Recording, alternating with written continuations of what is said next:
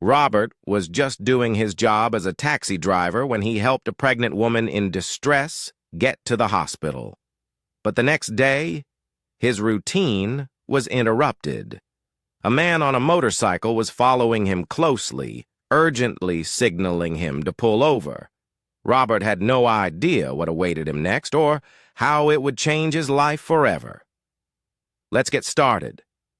Robert was a 32-year-old taxi driver and father of two who was very passionate about his job. As someone who didn't love to depend on his parents and older siblings for money, Robert started driving taxis in his early 20s. Initially, when he started driving taxis, he did it as a side hustle to support himself through college. But as the years rolled by, driving taxis became his full-time job. When Robert graduated from college, he expected to get a good-paying job immediately, but things did not turn out as he had expected. For Robert, finding a good-paying job was like finding a needle in a haystack. After several months of attending interviews and receiving rejection emails, Robert turned his side income into a full-time job. Every day, Robert would wake up early, help his wife with some chores, take the kids to school, and then drive people around. Since Robert grew up in the town he lived in, driving people around was easy for him, as he already knew almost every location. In the morning, Robert would drive until 3 p.m., then return home for a 1-hour break before hitting the streets again. To Robert, being a taxi driver gave him more fulfillment than working a 9-to-5 job in a toxic office. Also, being his own boss gave him the flexibility to spend more time with his children and wife and pursue other personal goals. One Sunday evening, after spending the afternoon with his family, Robert decided to drive around and make a few bucks. Initially, Robert never worked on Sundays, but he was forced to hit the road because he needed money urgently to pay some bills. About 40 minutes after Robert left the house that Sunday, he picked up a pregnant woman in her late 20s. From the bags the woman carried, it was obvious she had just returned from grocery shopping, and the bags seemed a bit heavy for her. "Where are you headed, ma'am?" Robert asked the woman after he helped her with the bags. "Thank you. I'm going to Boulevard Street," the woman responded with a warm smile. "All right. We're headed there," Robert responded. Immediately after Robert drove off, the woman's phone rang, and she answered it. About a minute into the conversation, Robert figured that the woman was talking to her husband, who seemed furious to hear that she had gone grocery shopping on her own. "Relax, babe. I already told you that I'm a Wonder Woman and I can take care of these little things," the woman said over the phone. "All right. I love you. I can't wait to have you home tomorrow," the woman said before ending the call. "My husband is so protective, he will not even let me do a thing." The woman chuckled. "Oh, he loves you. He is just doing what every expectant father would do," Robert said. "You've got any kids?" the woman asked. "Yes. 2 pretty angels, 5 and 7, Robert answered. "That's great. They must be really lucky to have you as their dad," the woman said. "I'm trying my best for them. They are the reason I work so hard," Robert smiled. "It's my first, and I am so excited already," the woman said. "Boy or girl?" Robert asked. "Girl," the woman said excitedly. "She will be Mommy and Daddy's little princess." "I bet she will," Robert answered. Their conversation ended a few minutes later. Robert reached the woman's destination. But then something very unexpected happened. While the woman was trying to take the grocery bags out of the car, her water broke, and she looked at Robert in shock. "Is everything all right?" Robert asked when he saw the look on the woman's face. "I think the baby is coming. My water just broke," the woman said in a shaky voice. "Oh my God! We have to get you to the hospital immediately," Robert said as he turned on his car again. Then he helped the woman back into the back seat.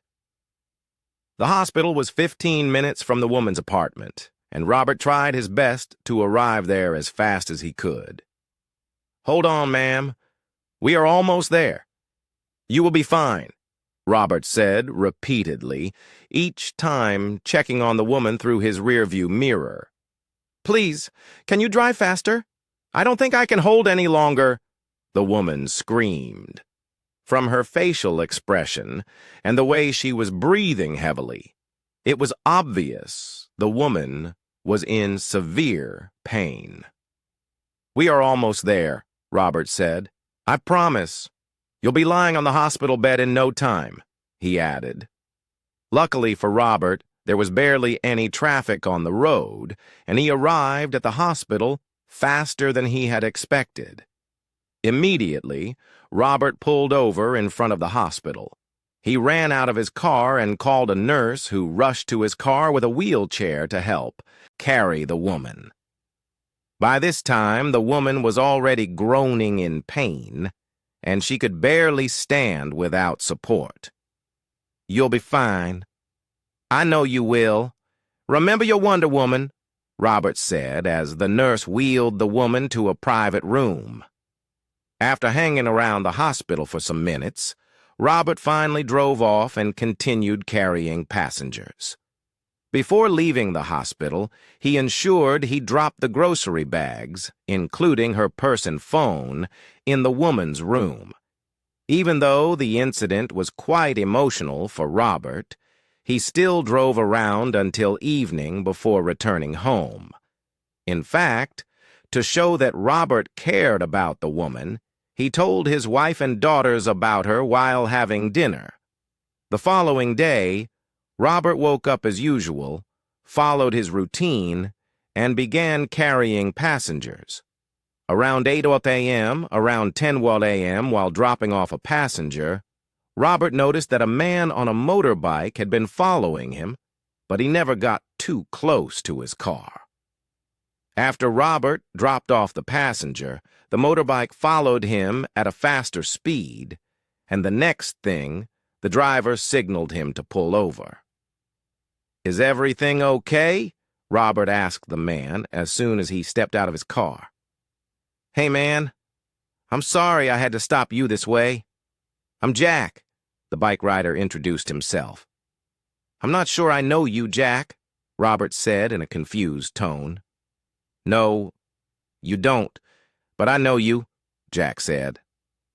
"My wife, Ruby, sent me to you and I wanted to meet you in person," he added. "Ruby?" Robert asked in a confused tone. "The pregnant woman you took to the hospital yesterday?" Jack said. "Oh, how is she doing? Did she have a safe delivery?" Robert asked all at once. "Yes, Ruby is fine, and our baby is healthy," Jack said. "Oh, that's great news. Please send my regards to her. I thought of dropping by the hospital today, but didn't know if visiting her would be proper," Robert said. "She would have loved to see you anyway. I came to see you because Ruby wants you to have this," Jack said as he handed Robert a white envelope. "You can consider this our little way of saying thank you for yesterday," Jack added. "Oh, come on, man. You don't have to do this. I did what anyone could have done. What's most important is that the mother and baby are healthy," Robert said. "Ruby really wants you to have this. Please do not say no. She would have loved to give this to you herself, but she can't do that right now," Jack said. "Tell her I said thank you," Robert said. "I will. I've got to go, man. See you around," Jack said before driving off. Immediately Jack drove off, Robert entered his car and opened the envelope. And then he burst into tears. The envelope contained a lot of money, and at that moment, Robert was trying to pay off an important debt that had been on his neck for a long time. "I can't believe this," Robert thought to himself as he counted the money. As Robert sat in his car looking at the money in the envelope, he felt a huge weight lift from his shoulders. For the first time in a long while, he saw a way out of his financial worries, a chance to finally get ahead, to pay off the debt that had kept him up at night. It was overwhelming, realizing that this unexpected act of generosity was all because he'd taken a moment to help someone in need. Driving home that day, Robert thought about what he wanted his daughters to learn from this. Life had taught him that being kind doesn't always come with rewards or recognition, but sometimes those small acts of kindness end up being the moments that change everything. Helping that woman was just something he did on instinct, not for any reward, but the impact was real, and it reminded him that people still look out for each other, even in tough times. Robert knew now that he'd carry this lesson forward, not just for himself, but as something he'd pass on to his daughters.